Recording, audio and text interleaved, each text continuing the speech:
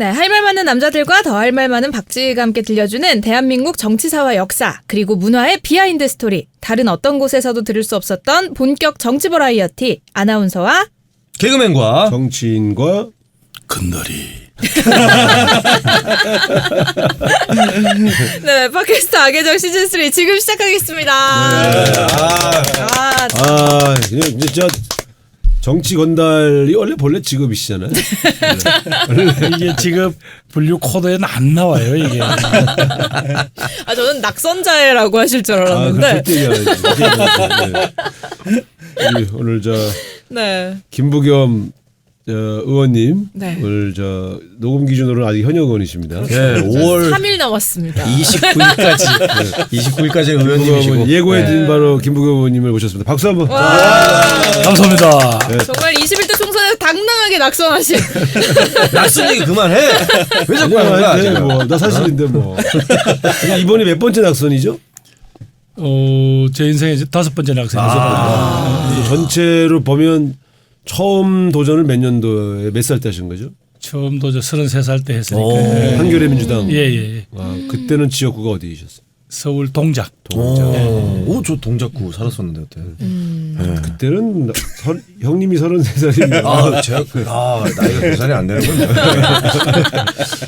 그러니까 정치 인생에서 5번 낙선에 그러면 4번 당선인가요? 예, 그렇습니다. 참 이것도 기록일 거예요. 본인도 그래도 사할이 넘는 MLB 기준으로는 거의 톱 타자다. 강력한 야구로 비유를 하시네. 그렇게 하시고 이제 큰 거 한 번 당선되시면 되니까. 야구인데 4년에 한 번씩 출전할 수 있는 그런 야구잖아요. 네, 아니 우리 시청자 여러분들이 굉장히 많이 기다리셨을 것 같아요. 저희가 초특급 게스트 김부겸 의원님을 모신다고 예고를 해서 보시면서 인사 한마디 해주시죠. 예, 전 악의정 팟캐만 나가는 줄 알았더니 우상호 TV에도 나간다고 그래서 제가 오늘 좀 화장 좀 하고 왔습니다. 조금 먹어주는지 모르겠습니다. 그런데 제가 사실은 선거 때 조금 아주 날씬해졌었다가 다시 최근에 이 사람 저 사람이 주는 위로주를 너무 즐기다 보니까 제가 다시 빵빵해졌습니다. 반갑습니다. 네, 위로주를 많이 드신 것 같습니다. 네. 그것도 위로를 넘어선 게 아닐까. 저도 2번 떨어졌을 때 네. 이제 진짜 위로줄 많이 먹어요. 실제로 평소 연락 안 하던 분이 낙선하니까 오히려 더 연락 와서 보자는 분들도 있어요. 근데 고마운데 먹다 보면 진짜 백수가 가로사겠구나 하는 걸 알아요. 이게 근데 그리고 그 술이 당선돼서 먹을 때는 아침에 잘 깨던데 낙선해서 먹는 술은 아침에 잘 안 깨요. 힘들고 그리고 또 오늘 저녁 또 먹어야 되나 막 이런 게 좀 쉬고 싶은데 나중엔 그것도 일이야 일. 네, 그래서 형 벌써 그러면 한 달째 드신 거 아니에요? 매일 드세요. 예, 아직 나하고도 못 먹었는데. 근데 저도 개콘 폐지 소식이 이렇게 알려지고 나서 위로주를 사려고 하는 사람들이 되게 많아요. 저는 원래 안 하고 있었는데 갑자기 왜 저를 위로하는지 생각이 난다고. 그래요? 대표적인 인물 생각이 나죠. 그냥 아무렇지 않은 척하면서 얻어 드세요. 얻어먹고 있습니다 지금. 예. 네, 어떻게 이번 주엔 좋은 일 없으세요, 김대범 씨? 저는 EJ를 다녀왔습니다. 개콘 폐지를 대표하는 개콘 개그맨으로서 저랑 박성호 씨, 강성범 씨, 황현희 씨 이렇게 넷이 나가서 맨날 서로 씹는 그 4명이 또 나가서 개콘 폐지에 대한 입장을 얘기하고 왔고, 네, 그래서 아주 영광의 시간을 보내고 왔죠. 네, 그 뭐라 그럴까? 다 나머지 그 개그맨들은 다 반대할 거 아니에요, 어차피? 반대도 하지만 또 받아들이는 쪽으로 예, 이제 시대가 바뀌었기 때문에 이제 더 이상 공개 코미디는 이제 시청자들의 선택을 받지 못하고 있기 때문에 받아들여야 된다 그런 의견 쪽으로 의견이 좀 좁아졌습니다. 네, 알겠습니다. 앞으로도 계속 좋은 일이 있었으면 좋겠네요. 네, 그래서 이동희 형한테 아부해서 그쪽에서 또 일거리를 따내자. 개그 프로그램이 폐지되어서 이제 나간 게 좋은 일인가요? 맞네. 안 좋은 일이네. 이동형한테 아부한다고 딱히 받아낼 거 없어요. 프로 하나 만들어준다 그러던데. 이동형 씨도 본인도 좀 힘들어하시던데. 그래 힘들어하나 요새? 네, 안 되겠네. 네, 자기도 먹고 살기 바빠 보이더라고요. 네, 그래서 이제 뭐 사실 지금 코로나 때문에 여기저기 다 힘듭니다. 그리고 축제 뭐 행사 이런 것도 다 이제 막혀서 언제 열리려나 다들 기다리고 계실 것 같은데 저희 악예정 그리고 우상호 TV 함께 하시면서 여러분들 그나마 조금 즐거운 시간이 되셨으면 좋겠습니다. 본격적으로 방송 들으시기 전에 구독과 좋아요 먼저 눌러주시고요. 유튜브 우상호 TV, 팟빵 악예정 여기저기 홍보 많이 해주시길 바랍니다. 자, 그럼 지난 방송부터 시작했던 김대범의 대범한 이슈 코너부터 한번 해보겠습니다. 네. 이거 우리 특급 게스트 오셨는데 이 시간을 꼭 그러니까요. 할애해서 이게- 해야 됩니까? 자기가 재송을 입국해야 되나요? 지금 오늘 이슈가 김부겸 의원님이신데 제가 무슨 이슈를 가지고 옵니까 이거 지금? 짧게 한 5분 안쪽으로 해주세요. 아니, 짧게 그러면은 5분 컷으로. 줄여서. 네. 이거는 사실 웃으면서 얘기할 수 있는 소식은 아니고 너무 분노할 수밖에 없는 소식인데 경비원 갑질로 인해서 그 경비원께서 안타깝게 이제 그 하늘나라로 가시게 되는 안타까운 사건이 있었는데 그 가해자가 이제 누군지 밝혀졌어요.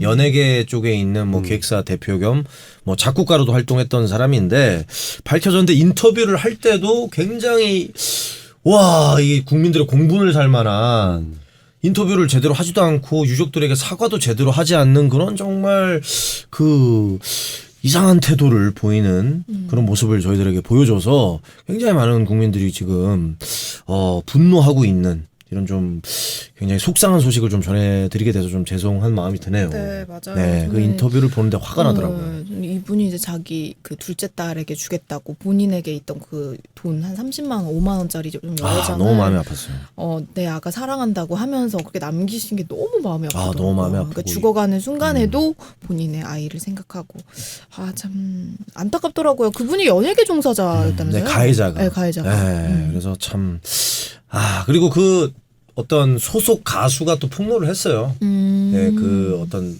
소속사에서 있을 때 그분이 대표였는데 뭐 카톡을 주고받은 걸 봐도 소속 가수한테 막 욕하고 막 갑질하고 막 그랬더라고요. 실제 뭐 죽인다고 협박도 하고 네, 그래서 실제 맞기도 했다고 그러더라고요. 좀 이 사람은 그 폭력적 기질이 몸에 배어 있는 사람 같아. 네. 왜냐하면 이제 경비원뿐만 아니라 자기 소속 가수에게도 네. 그런 못된 짓을 한 걸 맞습니다. 보면. 근데 어쨌든 이게 참 많이 줄었는데 네네. 사실 많이 줄었어요. 많이 줄었는데도 이제 이렇게 간혹 이런 일들이 생겨서 안타깝습니다. 이런 나쁜 사람이 이제 김부겸 의원님한테 걸리면 또 호통 한번 제대로 당해봐야 되는데. 저도 이제 그분이 그 변명하는 걸 봤는데 네. 정말 자신의 그런 어떤 정말 어찌 보면 뭐 싸가지 없는 행위죠. 네네, 그러니까 맞습니다. 뭐 네. 자기 차 조금 하고 그렇게 사람을 협박하고 했으면 정말 그 죽을 죄를 졌습니다 하고 난 고개를 팍 숙일 줄 알았더니 그렇게 하시고요. 네네. 저는 이제 이걸 보면서 우리 사회에 권력이든 돈이든 지위든 뭔가 조금이라도 가진 사람들이 갖는 이 참을 수 없는 이 갑질 이거 어떻게든 간에 난 뭐 결국 우상호 의원이 그런 캠페인을 난 벌여주리라고 기대합니다. 왜냐하면 우리 세대들은 전부 태극기를 주로 드시기 때문에 조금 다르고 우리 형님 여긴 대구가 아니야. 아니 정말이지 타인에 대한 배려 그것도 사회적 약자에 대한 그게 하지 않은 걸 부끄러워 여겨야 될 텐데 저도 이번에 그게 더 깜짝 놀랐어요. 그 외신에서 대한민국을 분석한 기사가 한번 나온 적이 있는데 저게 이제 보면서 좀 얼굴이 확 부끄러워졌는데 대한민국은 그 지식이 많은 사람들이 네네. 의외로 보면 강자한테 약하고 약자한테 강하더라. 그래서 그 사람들은 지식이 많은 사람이 아니라 지식은 많을지 모르지만 지혜가 부족하다. 한국에서 재산이 많고 가진 게 많으면 오히려 되게 천박한 그런 수준의 인식들을 많이 보이고 사실 약자를 되게 비웃고 군림하려고 하는 그래서 이게 원래 그런 사람들이 훨씬 더 겸손하고 타인을 잘 돌보는 문화가 형성돼야 좋은 사회다. 그런 거를 우리나라 사람들 아닌 이제 외신 기자가 문화적 분석을 해서 그걸 이제 쓴 글을 봤는데 상당히 정확한 뭐 다 그렇지는 않지만 그런 유형들이 꽤 많이 외신 기자 눈에도 비쳤나 봐요. 외신 기자들한테는 잘 보였을 텐데 그 사람이 그런데도 그걸 캐치를 해가지고 보면서 근데 이게 어떻게 보면 하나 어떻게 보면 의식과 문화 현상인데 참 쉽지 않은 일 같아요. 네. 또 이것뿐만이 아니라 그 택배 기사를 네. 경기도 용인에서 네, 아파트 입주민이 택배 기사를 폭행을 해가지고 중상을 입혔잖아요. 근데 2명의 택배 기사가 당했는데 그 둘이 또 형제였고. 아이고. 네, 그래서 너무 진짜 피해자 2명을 놓고 지금 가해자 1명이 막 일방적으로 폭행을 했는데 그게 막 코뼈가 부러지고 막 굉장히 많이 다쳤대요. 근데 알고 보니까 그 복싱 선수였다 그러더라고요. 아이고. 가해자가. 아니 운동한 사람이 왜 그런 짓을? 그러니까 근데 뭐 마스크를 안 껴서 이제 폭행을 했다고 가해자는 그렇게 얘기를 하고 있는데 그게 이제 택배 기사님들이 오르락 내리락 하다 보면 힘들잖아요. 힘들지. 그러니까 이제 마스크를 잠깐 턱에 걸쳤는데 그거를 보고 막 훈계를 하다가 조금 이제 싸움이 생겼다라고 아니, 얘기하는데 부탁을 할 수는 있죠. 아, 마스크 써주시면 안 될까? 이럴 수는 있지만 그걸 가지고 이렇게 폭행을 하면 안 되지. 근데 그게 보면 거의 일방적으로 맞는데 그 택배 회사에서 그 고객하고 만약에 마찰이 생기면 대응하지 말라는 교육을 한대요. 그래서 이것도 좀 문제가 있는 게 너무 아닌가 잘못됐네. 그런 생각이 듭니다. 네. 빨리 이제 뭐 그런 갑질이 없어지길 네. 진심으로 바래 네. 보겠습니다. 박지혜 씨가 말씀하시는 분이 이제 감정 노동자들이 네. 많이 당하잖아요. 일방적으로 당해도 대응을 하지 말라고 하는 지침 때문에. 그래서 이제 아마 20대 의원님 그 감정 노동자들 위한 그 법안이 발의되는데 결국은 이제 결국 세차들로 네, 그 됐어요. 그건 아마 21대에서는 아마 우리 당 의원님들이 중심이 돼서 이런 부분들이 좀 다가가야 될 거예요. 일방적으로 이렇게 소위 이제 갑질로부터 사회적 약자들을 보호하는 그런 어떤 그냥 한번 소위 말하면 이제 이른바 갑질 방지법이라는 이름의 법을 한번 내자 이런 얘기가 있는데 여기저기 많이 나왔는데 굉장히 예. 사실은 이게 이제 여러 가지로 쉽지 않은 게 그러니까 있어요. 입법 기술상은 쉽지는 않을 겁니다만은 적어도 이런 게 토론이 되고 논쟁이 되면 사람들이 이슈가 되죠. 부끄러워하겠죠. 근데 그런 짓을 해서 안 된다. 그게 아까 이제 그 사람이 모르긴 몰라도 뭐 택배 기사 따위 너가 뭐 그 저 전화로 그 마케팅 하시는 분들 텔레마케터 따위 나는 이런 생각들 때문에 바로 그렇게 되는 거 아니에요. 그래서 이런 부분들을 우리가 또 그 무렵에 왜 임계장 이야기 임시 계약직 저 노인 노동자들 이 이야기가 책도 나오고 그랬지 않습니까? 네, 그래. 맞아요. 이분들이 당하는 그런 옛날에 저희들 때 보니까 산업화 초기에 잉여인간이라는 말이 유행한 적이 있습니다. 사회적인 그런 크다란 흐름 속에서 밀려난 사람들 아마 오히려 지금 양극화가 심해서 그런 부분들이 정말 점점 더 많이 가슴 속으로 울고 있는 게 아닌가 싶네요. 네, 좀 여러모로 마음이 아픕니다. 어쨌든 뭐 21대에서는 이런 부분들이 좀 더 잘 해결이 되기를 바라면서 이제 제가 본격적으로 낙선자로 돌아온 김부겸 의원님의 이야기. 또 낙선자라는 아니, 단어를 대본에 그렇게 써 있어요. 대본에 이왕이면 저 건달로 돌아온 정치건단.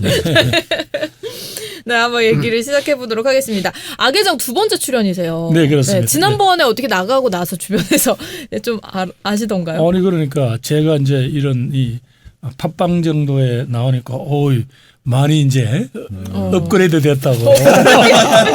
그리고 특히 우상호가 하는 악의정에 나가다니 그 무슨 뭐 로비를 한 거냐고. 로비까지 해야 저희가 모시는 분 저희가 상당히 하여튼 그 이후로는 제가 그래서 이렇게 소소한 그것도 아까 말한 저 이동형 거기도 나가고요. 네. 이제도 나오고. 굉장히 많이 들어요. 예. 그러면서 이제 근본적으로 이제 소통하는 방식 자체가 이제 달라지고 있구나라고 느꼈습니다. 예. 네.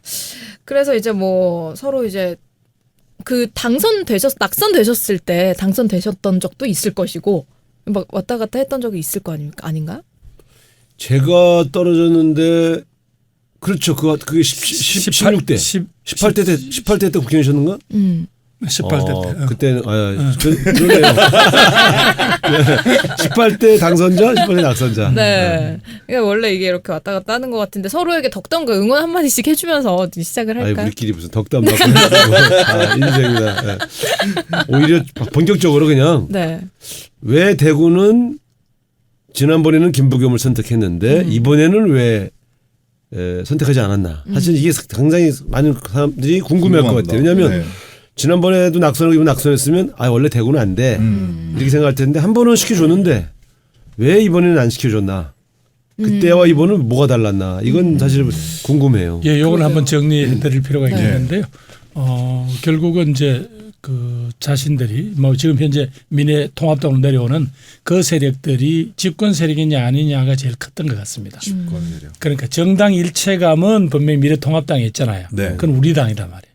그런데 그게 자기들이 여당일 때는 여유가 있어요. 한두 성 뭐 섞여줘도. 줘도 된다. 그래서 김부겸, 홍일학 뭐 이렇게 되는데 지금 자신들이 야당이 되니까 그렇지 않아도 여러 가지 말하자면 조금 조바심이 나는 데다가 특히 또 마지막에 막 이제 여당의 압승이 예상된다 이런 이야기들이 나오니까 어이 우리라도 지키지 않으면 또 조금 상대편들이 조금 전역에 걸쳐서 이렇게 성질을 했어요. 이번에 그냥 두면 문재인 정부가 개헌선을 확보해서 사회주의 공산주의 개헌을 하려고 합니다.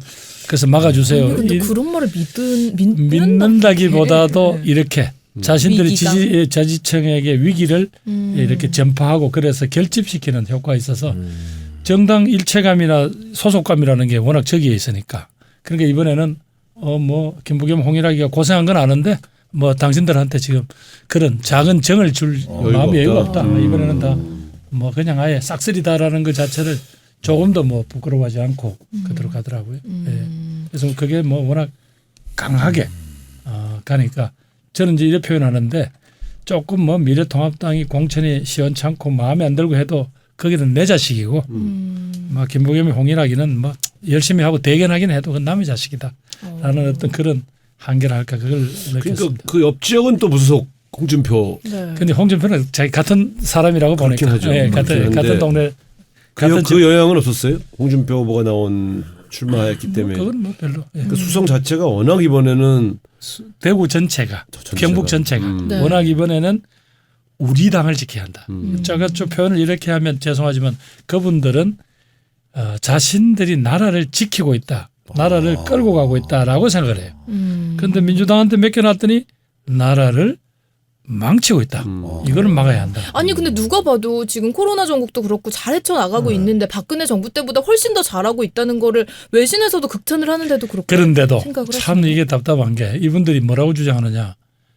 코로나19 때문에 대구 경북이 그렇게 막 말하자면 직격탄을 맞은 거 아니에요. 네. 그랬더니 이 자꾸 책임을 분명히 신천지라는 매개 집단이 이렇게 네. 만드는 게 나와 있는데도 네. 결국은 문재인 정부가 중국을 봉쇄하지 않아서 그래서 이렇게 됐다.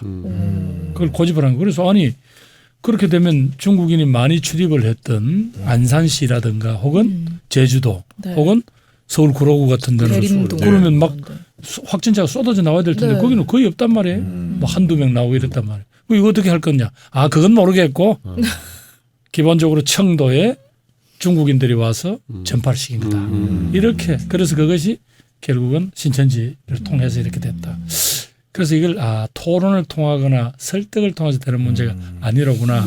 그렇다면 단단하게 이번에는 조금 자신들이 문재인 정부한테 좀 세게 뭘 해야 되겠다라는 이런 게 마음에 깔려 있었던가 봐요. 그러니까 우리가 이제 사실은 이제 4년 전에 김부겸 의원님이 대구에서 당선됐을 때 정말 엄청났거든요. 우리 진짜 우리 이가 대구가 변했다. 네. 막 이렇게 또 한편으로는 설사 그 정당 정체성은 변하지 않아도 인물 김부겸은 아까우니 여기는 키워줘야 되겠다고 네. 하는 적어도 대구의 인물로서 이쪽 진영에도 대선 후보 하나는 키워주자. 그래서 이제 그런 자세로 이번에도 예를 들면 무소속 홍준표도 혹은 당은 밉지만 그래도 우리 쪽에 유력한 대권 후보로 성장시킬 수 있는 김부겸은 하나는 살려주지 않겠느냐. 상당히 이렇게 우리 기대했었어요. 근데 네. 지금 말씀 들어보면 그런 게 별로 의미가 없는 전체적으로 몰리다 보니까 예, 예를 들면 저도 이제 처음에는 쉽지 않은 선거라고 생각을 하고 했지만 그래도 제가 한 정부에서 나와서 가서 한 1년 가까이 정말 정성껏 했고 네. 또 그분들한테 답답한 거 궁금해한 것에 대해서는 또 설명도 다 드렸고 또 실적도 보여드렸고 했는데 마지막에는 심지어 저와 홍일학 의원이 이 코로나19로 직격탄을 맞은 대구 경북 한때는 확진자의 90%가 나왔어요. 네. 그래서 경제가 사실상 전국에 비해서 한 2주 이상 먼저 마비가 되기 시작하더라고요. 그래서 이걸 살려야 된다고 그래서 정부한테 추경안을 빨리 가져와라. 네. 또 정부의 추경안이 너무 터무니없이 부족하니까 1조 400억을 더 말하자면 정액을 시켰어요. 네, 네. 저희들 나름대로 정말 최선을 다했다고 생각했는데 뭐 그게 별로 고맙지도 않고 대견하지도 않다라고 하는 사실 그런 그거 거. 어마어마한 돈인데 그거를 좀 이렇게 많이 어필을 좀 하시지 그러셨어요. 아니 처음부터 계속 어필을 했죠. 뭐 아니 많이 알려져 있어요. 많이 그러니까 알려져 형님 있는데. 말씀대로 예. 그건 그거고 최종적으로 그러니까 여기서 김부겸이 미워서 못났기 때문에 이게 아니라 더 큰 다른 자기들이 선택할 다른 기준이 생겨버리니까. 그러니까 이번에는 우리가 똘똘 뭉쳐서 대한민국을 지켜야 되기 때문에. 그래 뭐 조금 논리적으로 설명이 잘 안 되는데요. 근데 하여튼 그런 정서가 꽉 장악을 하니까 아, 이게 참 힘들더라고요. 마지막에 그래서 선거 도중에는 제법 이제 뭐 여론조사 결과도 예.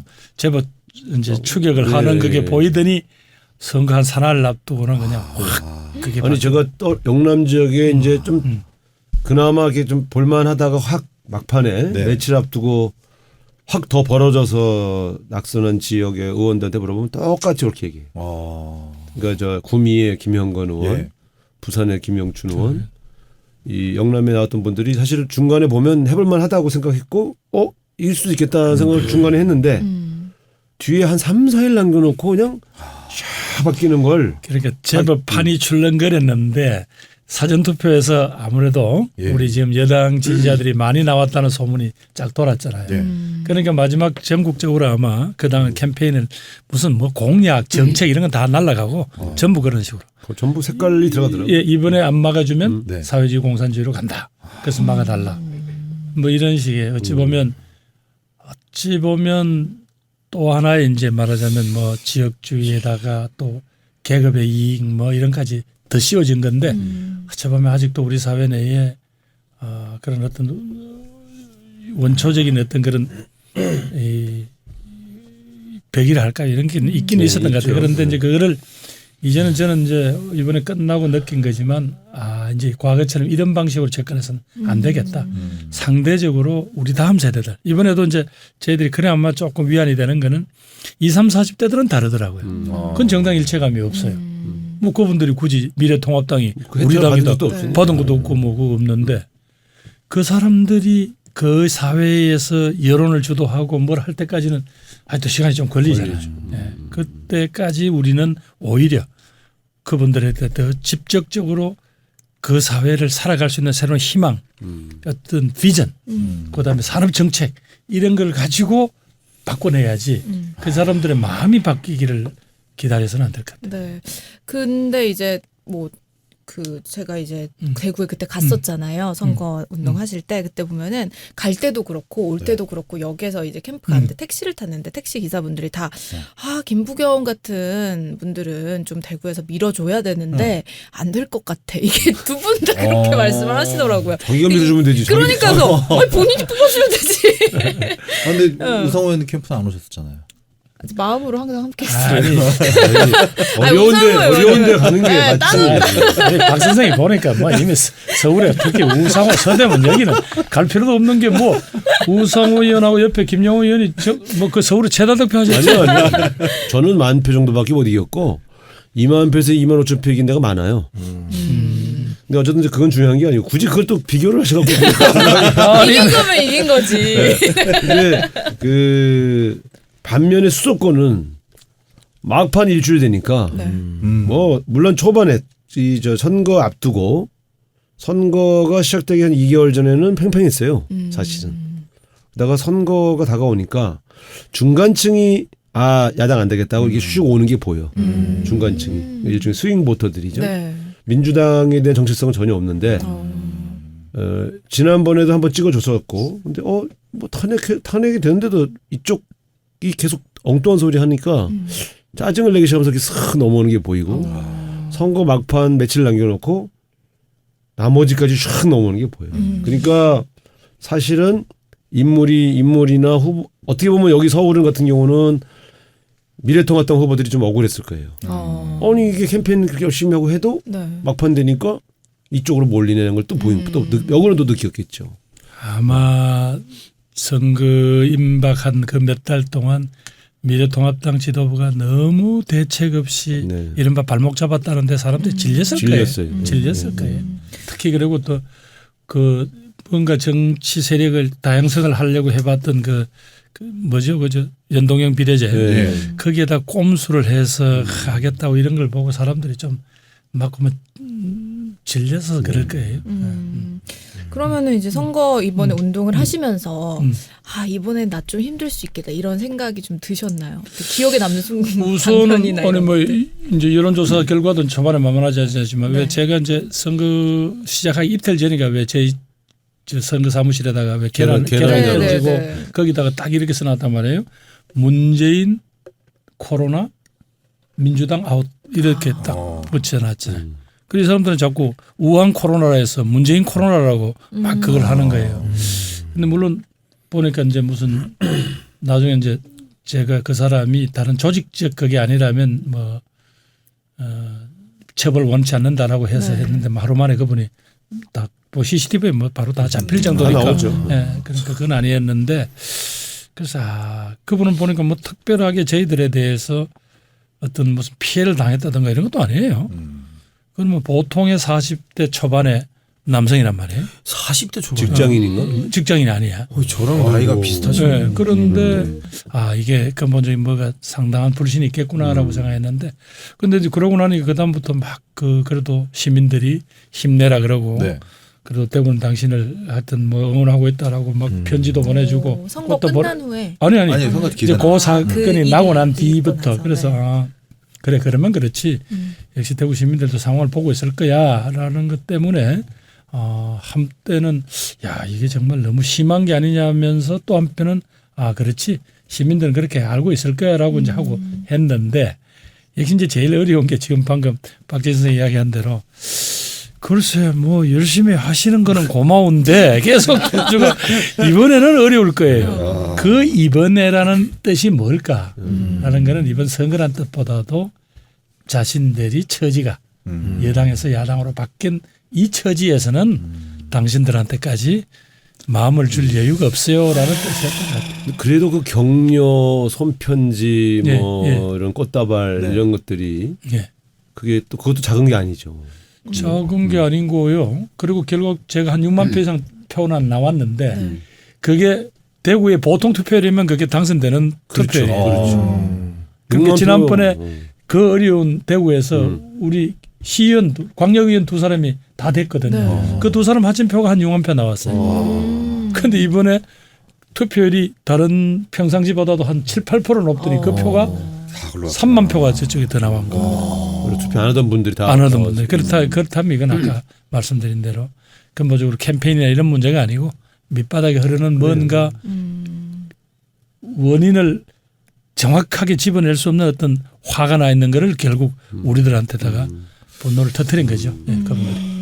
그러니까 이제는 뭐 이제 대구 이제 그만하고 돌아와라 다시 수도권으로 돌아와라 이런 그런 얘기 얘기도 많이 나왔습니다. 있더라고요. SNS로. 네. 그랬는가? 이제 네. 뭐 대구를 버리십시오 이런 네. SNS 되게 많았어요. 이제 제가 이제 나이가 있으니까 뭐 열심히 해서 다음에 또 잘하겠습니다. 이 소리는 함부로 못 하지만 그래도 적어도 뭐 적어도 우리가 원하는 앞으로 이제 이 대한민국이라는 뭐 공동체 또 그다음 앞으로 한민족이라는 또 그 다음을 넘어 보면 어느 한 지역이 이렇게 특별히 소외되거나 화가 많이 있는 상태를 그냥 둘 수는 없어요. 뭐 저희들 할 노를 다 해야 되는데 오늘 다른 자리에서 우리 홍인학 의원을 만났는데 홍 의원님이나 저나 다 힘은 많이 빠지죠. 그러나 그렇다고 뭐 우리가 어떻게 하겠어요. 뭐 그렇다고 정치인이 버릴 수는 없잖아요. 다만 이제 저희들 보고 또 그래도 지역을 위해서 뭐 심부름 노름 많이 하라는 거는 그런 요구를 뭐 지역 언론도 하길래 그거는 뽑아주셨으면 더 잘할 텐데요 하고 조금 섭섭하다는 소리는 했어요. 인간이니까. 네. 인간이니까. 섭섭할 것 같아요. 섭섭한데 네. 그래도 대구를 갈 때에 결국은 이제 결국 노무현 정신, 지역주의 돌파라고 네. 하는 이런 마음을 갖기 때문에 사실은 뽑아주고 안 뽑아주고에 대해서 인간적 서운함과 고마움을 교차를 해도 그 정신을 놓고 다시 나온다는 거는 저는 후배로서 참 쉽지 않다. 그러니까 지금 말씀하신 것처럼 다음에 계속 국회의원도 나올 거냐의 문제는 그건 좀 다른 문제인데 네. 그 요번에 안 뽑아줬다고 해서 대구를 떠나냐. 그거는 역시 또 그럼 결국 정신에 관한 문제가 또 제기되니까 지난번에 김영춘 의원도 물어봤더니 처음에 한 며칠은 좀 서운해서 동네 안 다녔더라고. 또 자기가 부끄럽고 자기 자신이 자기는 당선된다고 생각했다는 거예요. 굉장히 아깝게 또 떨어지셨잖아요.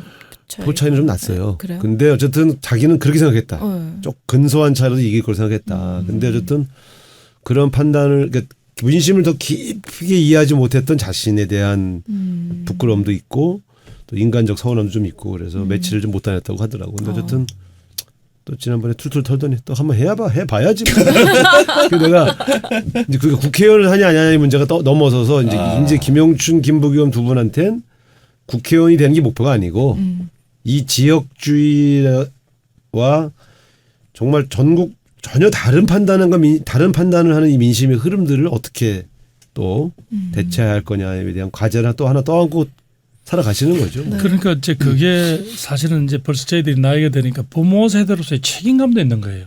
부모 세대요. 네, 이대로 내팽개치고 가면 거기서 자라고 있는 20대 30대들 1년이면 부산도 대구도 마찬가지로 10,000명 이상의 젊은이들이 떠나거든요.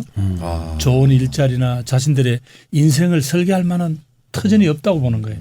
그 이렇게 되면 도시, 지방이 몰락해 가는 건 눈에 뻔히 보이잖아요. 대한민국 전체의 문제가 되죠. 그렇죠. 거기다가 또 만약에 뭐 저희들은 실패했다고 한들 그러면 이걸 그냥 다음 정치하는 사람들 우리 후배들은 어떻게? 그래도 우리가 어느 정도 막 상처투성이고 흑발투성이지만 이렇게 버텨줘야 그다음에 우리 후배들은 또 우리를 데리고 가는 거지. 저마저 이래버리면 과거에 이제 몇몇 시도했다가 그냥 떨어지고 바로 가고 떨어지고 바로 가고 했던 그런 어떤 경험들이 사실은 조금 부정적 영향을 미쳤거든요. 그런데 이번에 우리만 해도 처음으로 대구 경북 25개 선거구에 전 후보에 처음으로 다 전 후보 나왔어요? 전 후보를 다 냈어요. 처음이에요. 이건 지금까지. 대단한 일이. 대단한 일이. 어쨌든 저 형님 얘기 들으니까 좀 마음이 먹먹해지네. 뭐 책임감, 부모 세대의 책임감. 박수 한번 주세요. 이건 굳이 내가 그 흙먼지를 다 맞으면서 아니 그런데 또 내가 요 자리에 있으니까 그거는 내가 맞아야지. 그 이걸 다른 사람 억울하실 수도 있을 것 같아서 이걸 다른 사람이 지금 대체할 수는 없잖아. 요 시기에는 내가 요 짐을 지는 거고 그 다음에 또 이제 내가 이제 힘에 겨우면 또 다음 사람이 져야 되는데 그때까지 그 후배들이 버텨올 정도까지는 내가 해줘야 된다. 그리고 우리 이제 끝나고 우리 이제 낙선자들끼리 이제 저녁을 먹는 자리가 있었는데 거기서 제가 요청을 했어요. 네. 야 이제 뭐 거창한 무슨 정책이나 이런 거 뭐 그런 건 당에서 알아서 해주겠지만 당신들은 어쨌든 현지에서 조금 오래 뿌리를 내릴 수 있는 뭐를 잡아라. 하다못해 뭐 안 되면 세탁소를 한다든가 뭘 구멍가게를 한다든가 어떻게든 그 지역 사람들이 당신에 대해서 신뢰하고 차마 버릴 수 없을 만큼 그걸 깔아야 한다. 그래야 이번에 봤다시피 이렇게 어려울 때라도 그 말하자면 뭐라 그럴까 이제 과거처럼 뭐 이제 조직이라기보다 어떤 강한 끈끈한 신뢰의 어떤 내독이라 할까 이런 게 형성이 돼야 된다. 그리고 거기다가 이제 당이나 정치를 잘해서 거기다가 이제 정책까지도 엎어주면 고맙고 이번에 보니까 아유 저 특히 이제 코로나19 같은 이런 국가적 재난이잖아요. 국가적 재난이 당했는데도 그걸 바라보는 눈이 이렇게 틀리면 앞으로 만약 우리 공동체 전체에 이런 국가 전체에 이런 재난이 왔을 때 항상 이럴 거예요? 그럼 어떻게 돼요? 그럼 엄청난 비극으로 연결될 수 있잖아요. 그렇죠. 그래서 그런 어떤 우리 나름대로는 한번 그러니까 코로나 같은 것조차도 지역 갈등이 소재가 될 수 있다. 참 놀라운 일이에요. 그건 그렇게 이용하면 온 사람들이 있는 거고. 네, 있는 그걸 거고. 이용하는 게 너무 나쁜 것 같고 어쨌든 김대범 씨도 네. 세탁소. 예. 고깃집. 또 고깃집? 저는 이미지 세탁. 아니 하루동선은 망했대. 저는 이미지 세탁하면 안 되겠습니까? 이미지 세탁소 괜찮아요. 이미지 세탁소. 이미지 세탁소. 그거 괜찮다. 근데 저부터도 쓰레기였지만 이미지 세탁을 하고. 저 대범한 TV에 네네. 이미지 세탁소 코너를 하나 만들어. 괜찮다. 한 명씩 불러서 이미지 세탁을 시켜. 페이스북 재밌겠네요. 세제를 잘 구해가지고 일단 첫 번째 게스트 곽한구 씨부터. 거기는 그러면 몽둥이로 세탁을 해야 되겠네요. 황현이. 당연히 세탁. 거기는 손가락을 어떻게 좀 해야 되나. 그렇죠. 자 그러면은 이제 앞으로 자, 우리 그러면 김- 이제 네. 배틀어진 갈 거예요. 네, 화장실.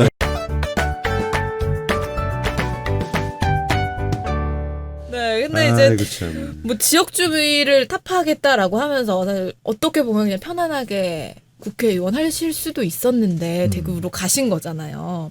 그 가신 이유가 이명박 때문이다라는 이야기도 있더라고요. 예, 이제 그때가 바로 이제 지금 문제가 되는 4대강 사업이 그의 예산에 22조가 실렸습니다. 그때 지금 우리 예산 규모가 지금은 한 500조 되지만 그 당시에는 한 200조 정도 될 텐데 예산 한 10분의 1 정도를 그에 막 밀고 들어온 거예요. 그러니까 이건 도저히 안 된다라고 해서 그나마 여야의 합리적인 의견을 가진 의원들이 왜 우리 당에서는 4대강 자체를 반대하는 입장이고 네. 저쪽은 4대강에 19개 보를 밀어붙이겠다고 하고 22조를 싣겠다 그러니까 이거는 진짜 양쪽이 팽팽하게 해서 몸싸움을 하기 직전이어서 그래도 어떻게 타협안을 만들어 보자 그래서 우리 쪽은 그러면 시범 사업을 해보자. 그래서 양쪽에서 금강, 한강, 낙동강, 영산강 전부 다 네 수개를 다 하지 말고 우선은 금강과 한강은 그래도 어떤 어느 정도까지 아직 조금 여유가 있으니까 가장 이 이제 갈수기하고 홍수기 때 차이가 많이 나는 두 강, 낙동강하고 영산강을 한번 해보자. 그리고 낙동강이 한 4개, 영산강이 한 2개 정도. 그래서 전국에 한 6개 정도는 해보자. 그렇게 해서 정말로 수질, 수량에 문제가 없다면 그때 확장을 해도 늦지 않지 않냐. 이렇게 했는데 그에 밀어붙이고 몸싸움을 시키더라고. 그러니까 이 동료 의원들도 그 자괴감 때문에 이렇게까지 정말 왜냐하면 그때 봐서 22조를 투입을 해서 국토를 이렇게 작사를 내버리고 나면 이거 어떻게 하겠냐라는 그럼요. 아작이나 작살이 같은 거. 같은 거였어요. 죄송합니다. 그냥 마음껏 사세요. 괜찮아요. 그 정도 언어는 여기서 허용이 됩니다. 그렇게 겁을 내서 그걸 했는데 실질적으로 막 강행이 되고 나니까 당시 이제 동료 의원들 중에서는 정장선 의원이 네. 이런 식으로 더 이상 싸움만 하는 정신 못하겠다. 못하겠다고. 이 양반이 불출마를 선언을 해버렸어요. 그러니까 저도 지금 평택시장 하고 계시죠? 평택시장 하고 계시죠. 나도 가만히 곰곰이 생각해 보니까 이런 식으로 정치 그냥 뭐죠 흉내만 내다가는 큰일 나겠다라는 생각이 들더라고요. 그래서 나는 뭐 정장선 의원처럼 정치를 간둔다고 끝낸 걸로는 좀 말하자면 그 책임이 가벼워지지 않는 것 같고 그래서 그럴 것하면 내가 이제 정치를 할 때부터 오랜 선배들 고 노무현, 고 재정구 이런 선배들이 이 지역주의하고 싸우던 네. 어떤 그런 거 나도 한번 따라가 보자. 이제 그 선배님들 모시고 과거에 이제 우리가 국민 통합하자고 국민 통합 추진회의 통추 네. 어제 그 통추에 어제 선배 한 분이 이제 정계를 뭐지 조퇴하신 건가요? 아니 어제 은퇴를 하는데 은퇴 기념 뭐 그걸 하셨어요. 식을 하셨어요. 이름이 은퇴가 아니고 참했는데요. 정치 뭐죠? 은퇴요. 은퇴라고 했나? 그런데 어제 놀랍게도 우상호 전 원내대표가 사회를 봤다는 거 아닙니까? 저는 사실 처음에 당혹스럽습니다. 영세기 원내대표까지 하고 당 지도부를 한 사람한테 원혜영 의원님이 사회를 좀 그래서 그 형님 볼 땐 내가 막내지. 그런데 은퇴라고 나오고 정치 마무리라고 했죠. 마무리. 근데 이제 제가 그때 그랬어요. 같이 사실 그 행사를 같이 기획을 했어요. 그래서 자꾸 아무것도 안 하시려고 그러길래 정치의 아름다운 마무리, 아름다운 은퇴를 기념을 해줘야 된다. 네. 그래서 항상 뭐 국회의장만 하고 은퇴하는 것이 아니라 사실은 제가 말렸었거든. 국회의장을 하고 네. 이번에 출마하셨으면 100% 전반기 국회의장이 되시니 하시고 마무리하셔라 그랬더니 이미 한번 결심한 거 추하게 다시 돌리고 싶지 않다. 네, 자리에 대한 욕심 때문에 그리고 딱 이제 정리하셨는데 어쨌든 제가 사회를 봤습니다. 네. 거기에 이제 옛날 통추 선배들이 다 왔는데 김부겸을 막내라 그러더라고요. 네, 재밌었어요. 예. 이제 그때 통추의 막내. 그 선배들이 했던 채보면 전부 다 낙선했어요. 다 낙선했죠. 김은기 의장부터 해가 싹 다 낙선했는데 그러면서도 이제 우리가 버텨야 한다. 왜냐하면 국민 통합이라는 대의도 옳고 또 이럴 때 우리가 쓰러지면 아까 이야기한 지역별로 갈라진 이 대한민국 다시 못 합친다라고 해서 그 당시 이제 버티려고 한 게 이제 하로동선이라는 네. 이름의 고깃집을 했단 말이에요. 그래서 대본씨 보고 고깃집은 하더라도 혼자가 혼신의 힘을 다해야지 여러 사람이 공동 투자를 하면 망한다 이런 생각. 근데 그 고깃집은 망했지만 같이 운영했던 분 중에 노무현 대통령이 나오시고 네. 네, 원혜영 의원님, 유인태 의원님, 김부겸 이 기라성 같은. 그러니까 근데 난 참 그 어저께 사회 보면서 그랬는데 한 번은 우리가 본격적으로 다뤄볼 가치가 있어요. 그 통추라는 모임이 갖고 있는 의미. 양김이 아주 강력한 주도권을 쥐고 정치권을 주물락주물락 할 때 그것으로부터 소위 말하면 제3의 길을 걷는 거야. 그래서 사실은 어느 한쪽에 줄 서는 게 국회의원 되는데 제일 빠른 길인데 그분들이 뭉쳐서 그때 다 떨어졌죠? 되신 분 있나요? 다 떨어졌죠. 다 떨어졌잖아요. 근데 다 떨어지고 나서 술 먹는 다 웃었어 이분들이. 그래도 우리가 아니 뭐 하하 웃진 않았지만 야, 이 도전이 어렵구나라고 하는 얘기를 하지만 우리의 시도가 잘못된 거다라는 평가를 하신 게 아니고 그 마음들을 근데 나가 보니까 국회의원 하실 적에도 보니까 이분들 따로 늘 모이더라고. 그래갖고 늘 서로 힘주고 방향을 서로 의논하고 내가 그걸 싹 보면서 야, 그 통추라고 하는 결국 뭐 국회의장도 벌써 나왔고 거기서 대통령도 나왔고 근데 굉장히 어떤 가치와 비전을 위해서 낙선하더라도 뭉쳐서 공동의 실천을 한 어떻게 보면 대한민국의 첫 번째 모임 같아요. 그래서 이제 얘기를 들으면 바로 그렇게까지 버티던 그 선배들의 정신이 생각이 나는 거예요.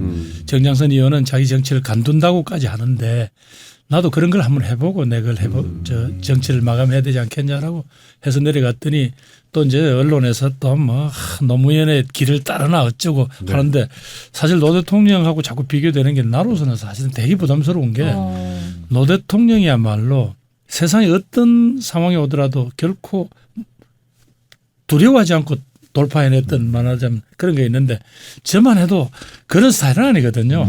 어지간하면 우상호가 패면 피해가고 누구 뭐 이런 식의 제 나름대로 형님 내가 팬 적이 없잖아. 이게 경우 이것도 내가 아니 뭐가 뭐 우상호가 때리든 누가 때리든 막 이제 그래 했더니 그럴 때마다 이제 우리 노 대통령이 이제 저한테 10살 위니까 선배였으니까 맨날 그냥 꿀밤을 때리셨어요. 야 임마 뭐 앞뒤 재고 있어요. 일단 들이박아 이 자스가 뭐 이런 식. 하여튼 그러면서 용기를 주던 노무현도 생각나고 해서 이제 시작을 했는데 사실 이제 그때는 뭐 집사람을 비롯한 가족들한테는 사실은 좀 민망하죠. 왜냐하면 그렇게 공들여 14년간이나 공들여 이렇게 키워놓은 그 지역구를 두고 간다는 게 쉬운 게 아니잖아요. 그런다고 또 대구 가서 한다 그러니까 이건 뭐 당연히 떨어진다는 게 분명하잖아요. 그리고 미래도 희망도 예정이 돼 있지 않고 그래서 갔는데 뭐 하여튼 그러나 그 2012년부터 지난번 당선될 때까지 또 대구시장 선거에 나가서 또 떨어지고 했습니다만 그 기간 동안에 제가 조금 정치를 보는 눈이라든가 이런 거는 많이 조금 깊어진 것 같아요. 그게 이제 되고 노 대통령처럼 그렇게 정말 불굴해 세상에 이게 바른 길이다 또 엉뚱한 친구들이 엉뚱한 반칙을 쓰는 건 용납하지 못하는 그런 어떤 불굴의 정신까지는 못 따라가더라도 왜 그분이 그렇게까지 자신을 던져서 해냈던가 하고자 했던가 하는 거는 조금 제가 흉내를 낼 수가 있게 됐죠. 네. 그 봉화마을도 가셨어요. 그래 이제 이게 떨어지고 나니까 뭐 이제 며칠간은 좀 묵묵하잖아요, 그죠? 그런데 정말 노 대통령은 저보다 더 많이 떨어졌어요, 그죠? 노 대통령이 총 횟수는 형님이 더 많을 거예요. 뭐 또 아니 우 대표는 왜 잘 나가다가 이런 문제를 아니 사실관계는 분명히 그래서 한번 내려가서 한번 그 양반한테는 진짜 저 한번 위로를 받고 싶더라고요. 형님 같았으면 어땠을까요 싶었는데 한번 생각하면 또 이제 꿀밤을 치면서 야 이 자식아 뭐 그만 일로 그래 라고 힘내 임마 이렇게 하셨을 것 같기도 하고 또 한번 생각하면 임마 나도 아프더라 아픈 거 이겨내야지 이러실 것 같기도 하고 그렇더라고요. 그래서 가서 하여튼 그래서 조금 힐링은 됐어요. 사실 뭐 부담스럽다고는 하시지만 일단은 뭐 그 김부겸 의원님을 보면은 노무현 전 대통령이 생각이 난다라고 실제로 얘기를 많이 하시는 분들도 계시거든요. 그런데 아까 이야기한 스타일이 너무 틀려요. 그분은 하여튼 딱 보고 누구든지 그것이 뭐 권력이든 돈이든 뭐든지 이 약자나 사회적인 어떤 그걸 괴롭히거나 그걸 하면 파들매드는데 불같죠 성격이. 그런데 이제 저만 해도 그래도 뭐 좀 범생의 기질이 있어 그런지 이게 뭐 좀 여러 가지 말하자면 고려를 많이 하는 편이죠. 그래서 제가 혼이 많이 났어요. 뭘 그리 앞뒤 재냐. 라고 하고 그 영감이라고 하면 안 되고 그 영감한테 많이 혼났어요. 그게 근데 뭐가 정답일지는 왜냐하면 결국 노무현 대통령의 그 불같은 성격은 그냥 결국은 이기거나 지거나 부러지거나 뭐 그러니까 극단적 결과를 네. 네. 그건 그분의 운명 같아. 근데 이제 김부겸 선배는 무엇이 옳은지는 아는데 세상은 여러 다양한 층위가 있으니 그들하고 대화도 해가면서 가야지. 그래서 한때는 노 대통령 같은 불같은 성격을 좋아하는 사람들은 김부겸을 타협파, 예, 온건파라고 말하면 아 좋게 말해주는 거고 저 형 왜 그러냐? 뭐 이제 이런 뭐 술에 술 탄든 물에 물 탄든 그러다가 이제 이 형이 딱 대구로 가니까 그렇게 말하는 놈들이 갑자기 머쓱해진 거예요. 저런 승부를 걸 줄은 몰랐다 다. 이제 근데 그러니까 겉이 이게 좀 부드럽다고 해서 속까지 아무 속 없이 산 건 아닌데. 예? 그러니까 어쨌든 그렇게 보면 스타일은 다르나 저는 가는 길이 달랐다고 보지 않아요. 그리고 어떻게 보면 이 정치를 패권자들로부터 민주주의로 바꾸려고 하는 노력. 사실 통추의 노력은 그런 거였고요. 그 이후에는 이제 세상 전체를 변화시키는 정당과 의회의 민주주의가 어느 정도 실현된 이후에는 또 다른 과제로 옮겨온 것이었죠. 그러니까 초기에 권력적 왜냐하면 양김 삼김 시대의 상김의 밑에 굴복하지 않고 같이 출발했던 정신은 노무현이나 김부겸이 다르지 않았단 말이에요. 그러니까 스타일의 차이를 가지고 아까 내가 일부러 많이 떨어지셨죠 한 게 저렇게 떨어져가면서 이렇게 버티는 게 쉽지 않거든. 나는 내가 놀라운 건 그렇게 여러 번 떨어졌는데 여전히 상대방과의 대화, 타협 이런 걸 중시하는 걸 보면서 나 같으면 열받아서 이제 우 대표도 이제 6학년이 되면 달라질 텐데. 나도 이제 꽤 됐긴 나이 먹었을 때 제일 제가 무슨 특별히 타협주의자가 되고 싶어서 된 게 아니라 실제로 쭉 시간이 지나놓고 보니까 아까 이야기한 대로 성패가 분명히 한 것은 그 게임은 정리가 되는데 네.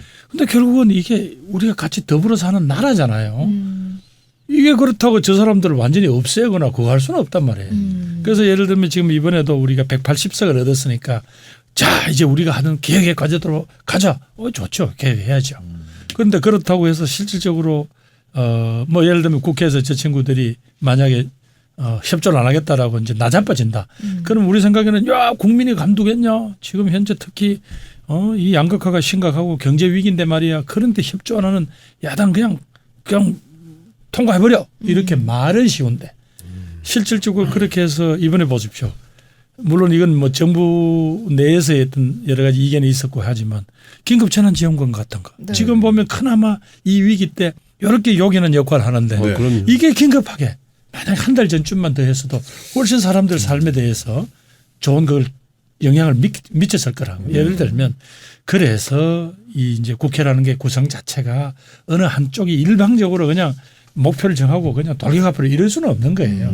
그런데 그건 이제 조금 바깥에다가 보면 정치하는 과정에서 조금 더 상대편에게 여지를 준다면 왜냐하면 아예 그냥 적어도 국민을 버리려고 배신 때리려고 생각하지 않는다면 정말 그런 여지는 있는 거고 여지를 준다면 아까 우리가 훨씬 더 왜 집권 여당은 총체적 책임을 다 져야 되거든요.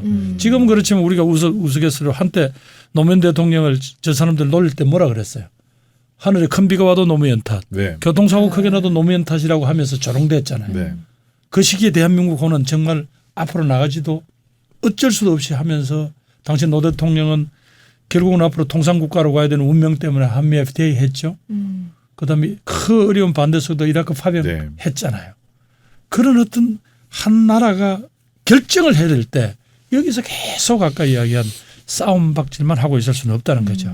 그래서 나중에 뭐 저는 감히 건방을 뜬다면 제 방식으로 정치하는 사람도 있고 노 대통령님처럼 그냥 돌파해가는 방식들이 우리가 모두 다 협력할 필요가 있다. 그런 생각을 해봅니다. 네. 특급 게스트 김부겸 의원님과 의원님 이제 며칠 안 남으셨습니다. 네. 그렇게 얘기를 해야 정치 건달로. 네. 72시간 정도 이제 네. 자유의 몸이 되시는. 네. 청취자분들이 들으실 때쯤 되면 이제 아 그렇죠. 이분이 금요일 정도에 올라가요. 김부겸 씨.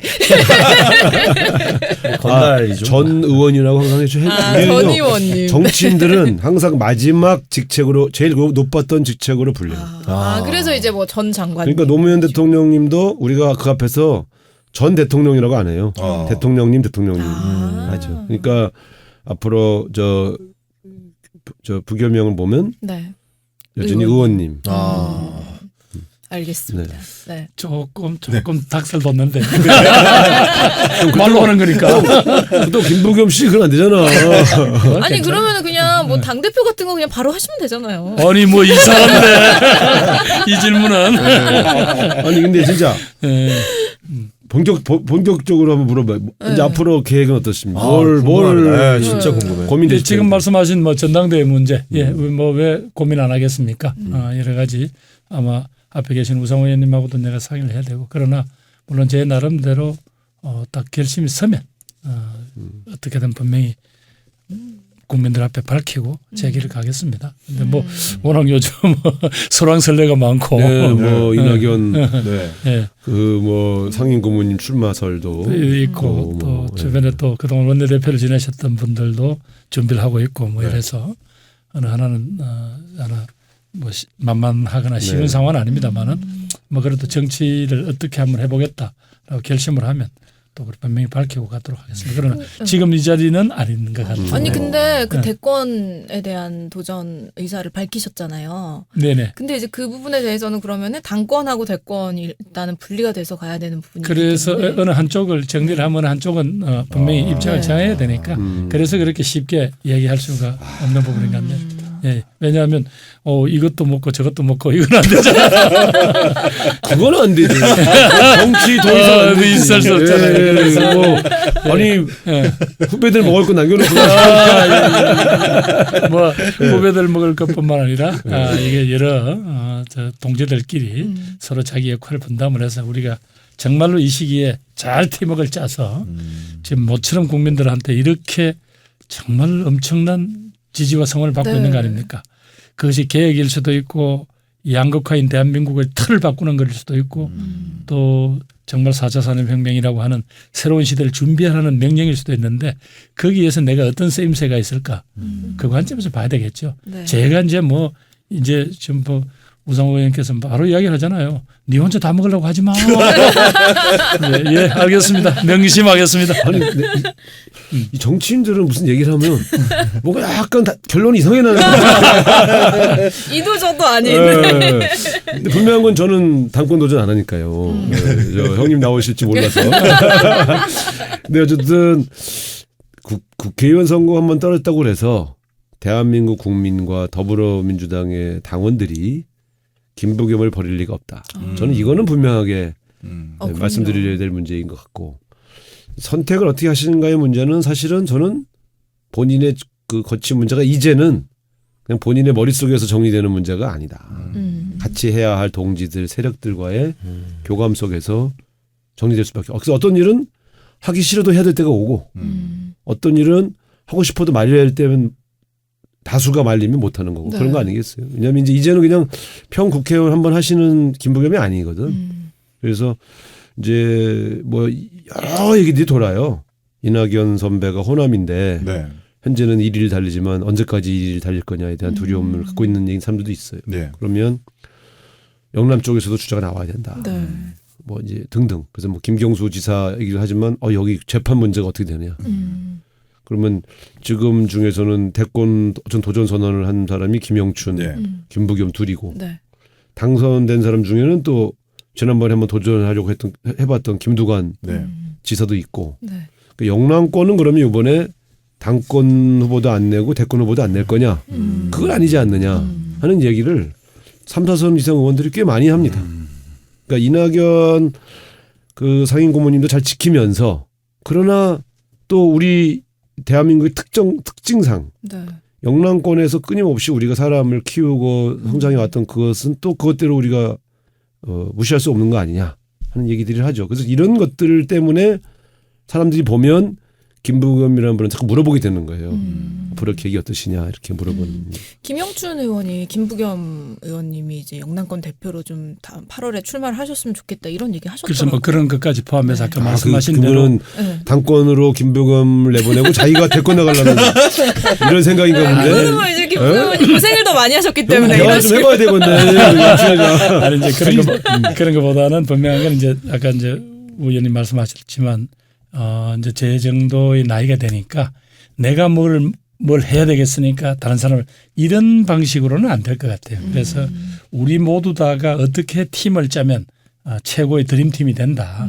그중에서 내가 요 역할은 내가 잘할 수 있겠다라고 이런 방식으로 짰으면 좋겠고 뭐 모르겠습니다만 저도 요즘 집사람이 새벽기도만 믿었는데 이 새벽기도 빨도 잘 안 먹히고 해서 제가 또 조금 또 근본적으로 또 좀 마음을 비우고 또 고민을 하고 해야 될 것 같고요. 그런 점에서 궁금한 건요. 네. 그 따님은 뭐라고 하십니까?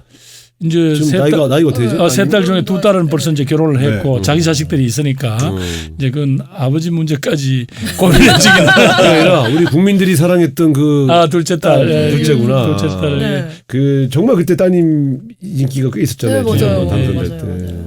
요즘 국민 장인어른이셨잖아요. 그래서 요즘 저 참 이게 이미 결혼했잖아. 그렇죠. 결혼해서 이제 장인은 안 된 거야. 이제 안 되는 거죠. 아, 요번 팬이 드러났네. 장인어른이 아니어서. 저는 이번에 이제 코로나 사태이긴 하지만 이번에 그 부부의 세계라는 거 혹시 가끔 보셨어요?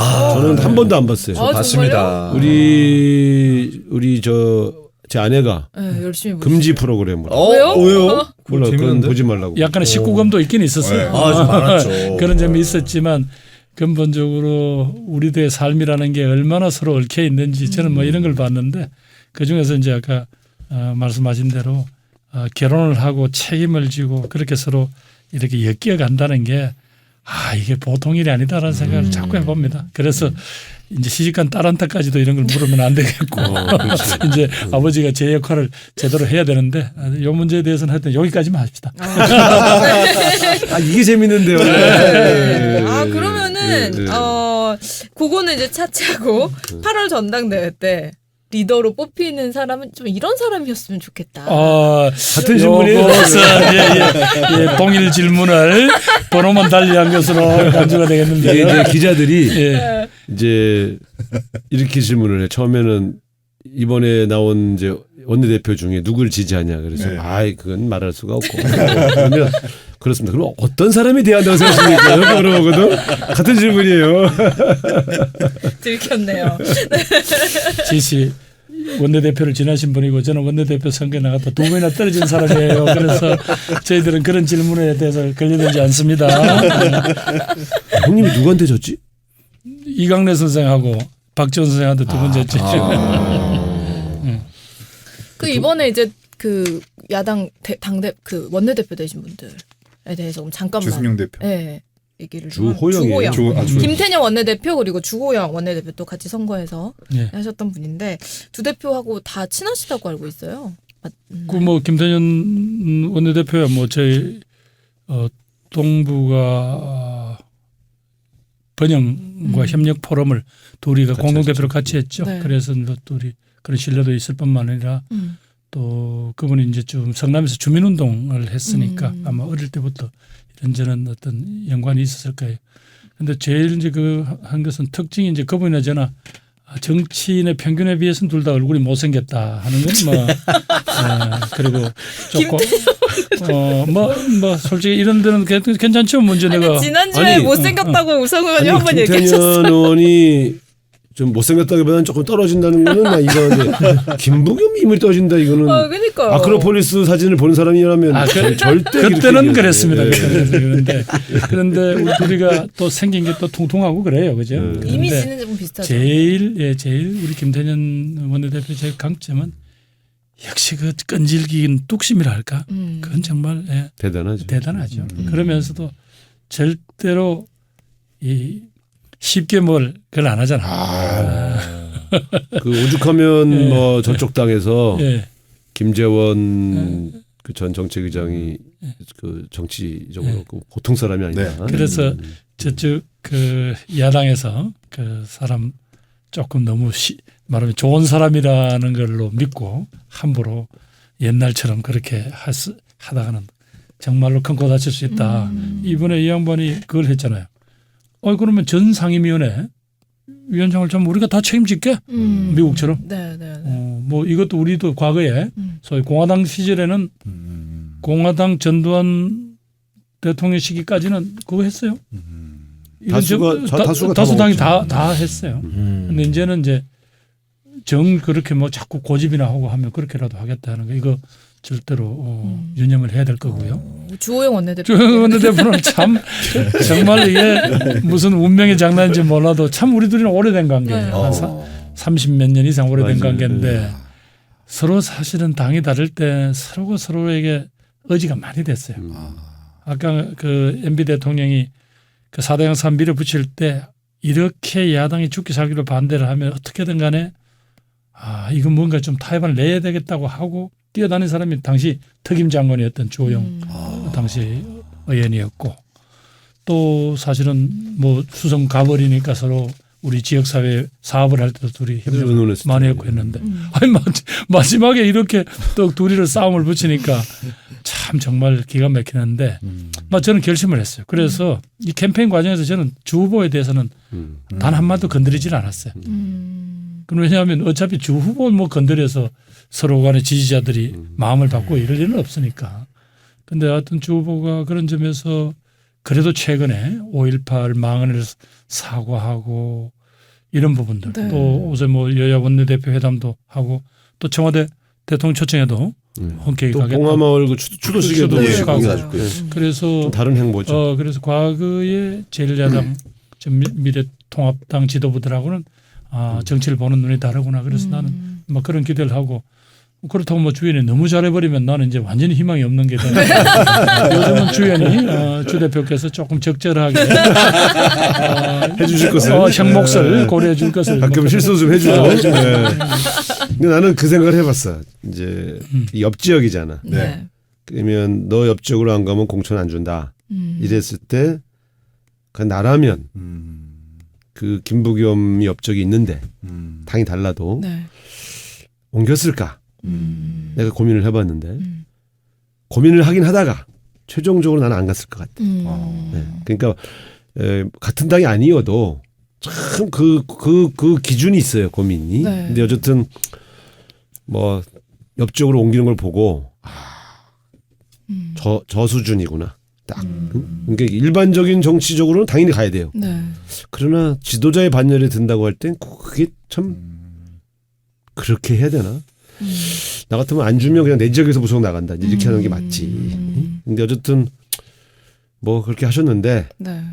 왜냐면 관계가 남달랐으니까 예, 또 뭐 당이 달라도.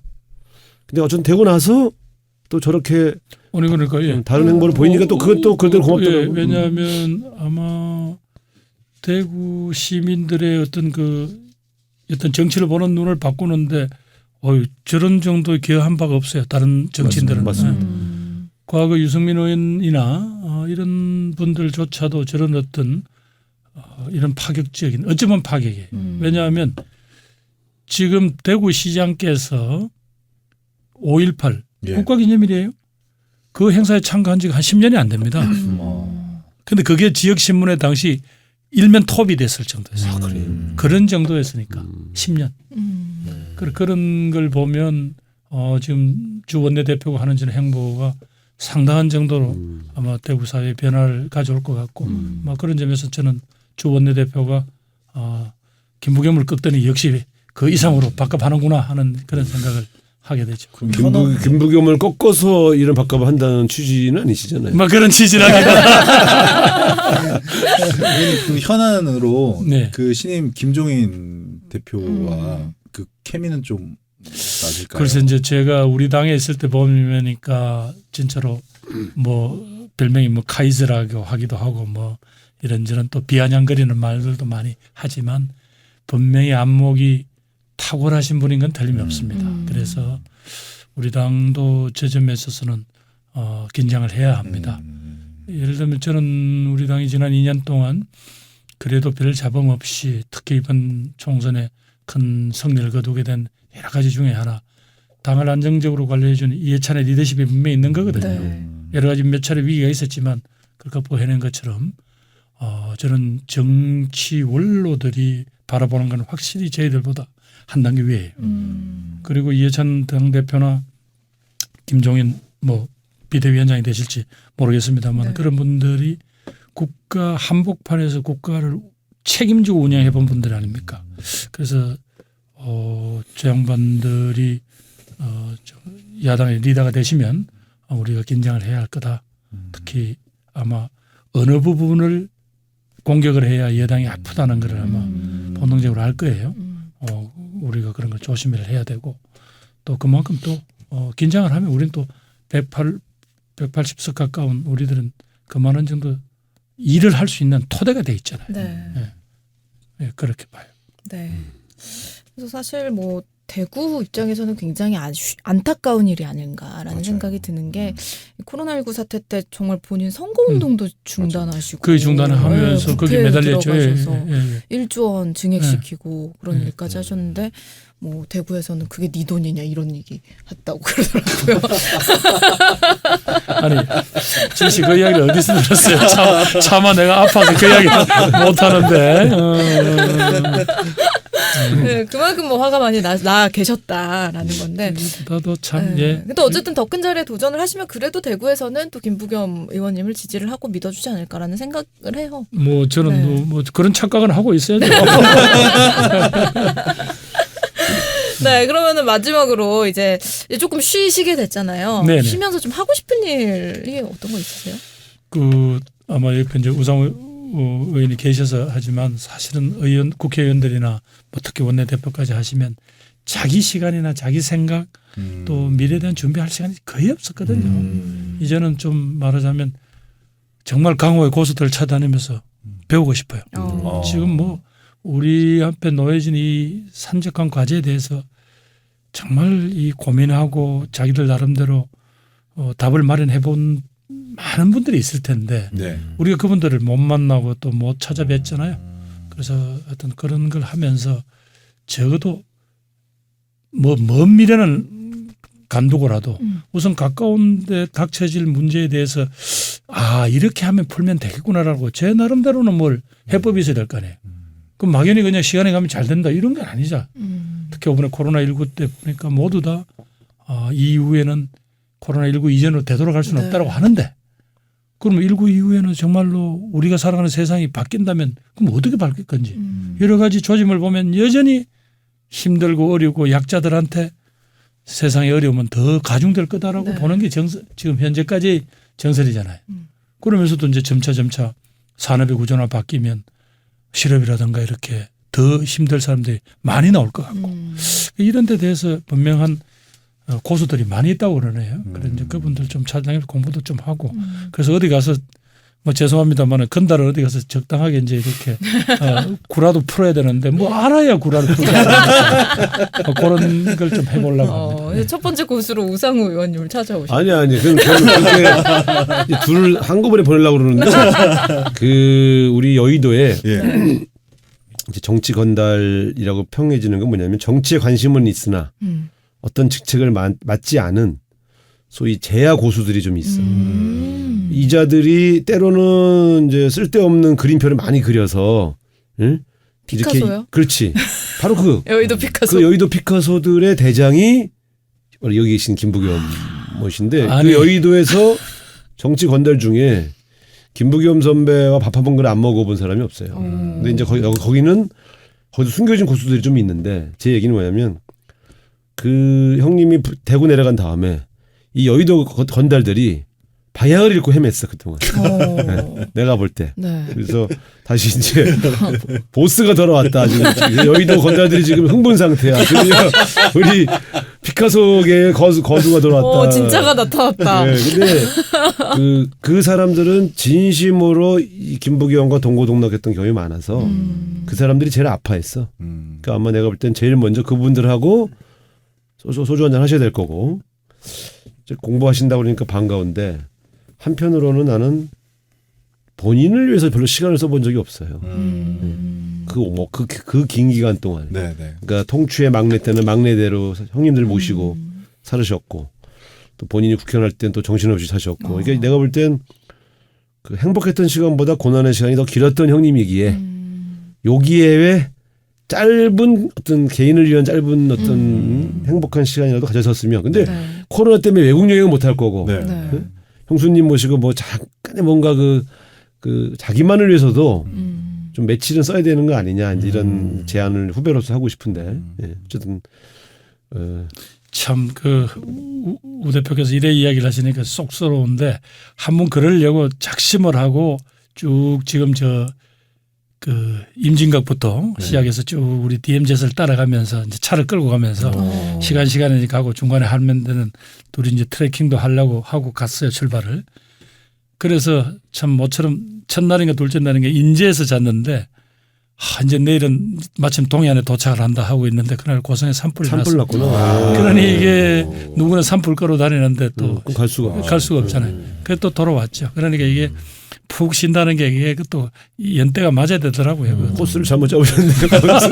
아니, 고성에서 코스를 잘못 잡으셨네. 그 5월달에 산불이 날 줄 누가 알았어요. 야 근데 진짜 내가 진짜 이제 이 형님이 행안부 장관을 했잖아. 예, 예. 네.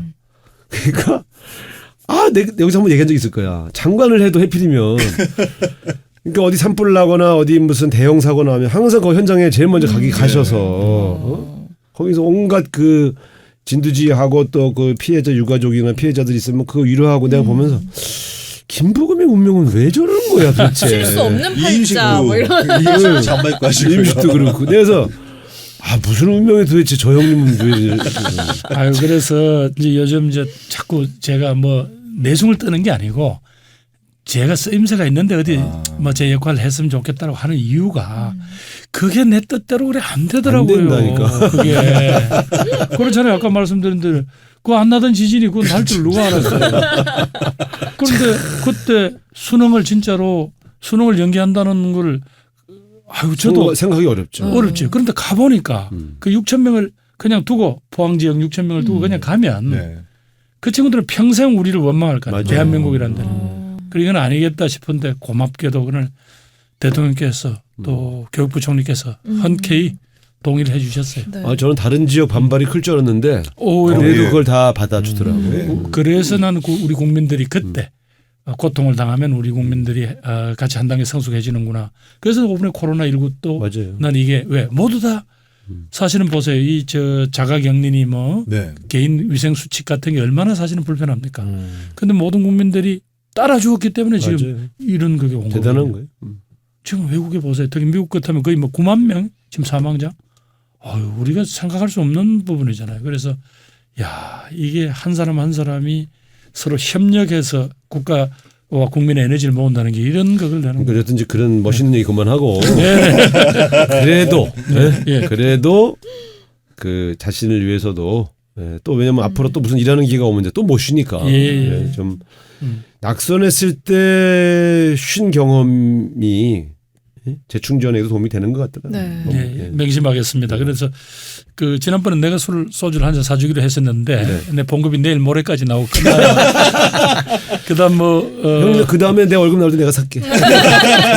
뭐 그때까지는 알겠습니다. 예. 네, 오늘 이렇게 오랜만에 또 김부겸 의원님 출연해 주셔서 함께 해주셨는데 우리 청취자분들 즐거운 시간이 되셨을 것 같습니다. 마지막으로 인사 한마디 해주시죠. 우상호 TV를 보시는 우리 애청자 여러분, 어찌 보면 시덥잖은 이야기지만 그래도 낙선하는 그 아픔 속에서도 다시 일어나라고 우리 우상호 의원, 또 김대범 선생, 또 박지 선생 이렇게 불러주셨어요. 그런데 오래간만에 저도 이렇게 수다를 떨고 나니까 오히려 다시 또 밑바닥에서 또 용기가 솟아나네요. 아마 제가 사랑하고 존경했던 우리 노무현 전 대통령님, 노무현 형님은 이럴 때 제 머리를 쥐어박으면서 그럴 거예요. 자식아, 인생에 한두 번 떨어지냐 임마, 힘내라 그러실 것 같습니다. 저도 그런 마음으로 툭툭 들고 일어서겠습니다. 여러분 고맙습니다. 네. 감사합니다. 김부겸 의원님이 저 김부겸 화이팅 세 번만. 네. 자, 김부겸 네. 세 번 시작. 김부겸 김부겸. 네, 감사합니다. 파이팅! 와. 아니 아무리 팟캐지만 방송 이래도 되는 거예요? 여기는 우리 마음대로입니다. 뭐 어차피. 네. 네. 네, 김부겸 의원님 통해서 또 대구나 뭐 이런 지역 감정이 좀 심화되어 있는 곳에서도 마음을 열 수 있기를 저희가 또 기원을 하면서 저희 보이는 악예정 다음 주도 쭉쭉 또 멈춤 없이 가도록 하겠습니다. 여러분 좋아요와 구독 계속해서 부탁드리고요. 주변에 홍보 많이 해주시고 우상호 TV와 팟빵 악예정 많은 홍보 많은 사랑 부탁드리겠습니다. 저희는 그러면 다음 시간에 또 더 재밌는 방송으로 찾아오도록 하겠습니다. 함께해 주신 여러분 고맙습니다. 감사합니다. 아,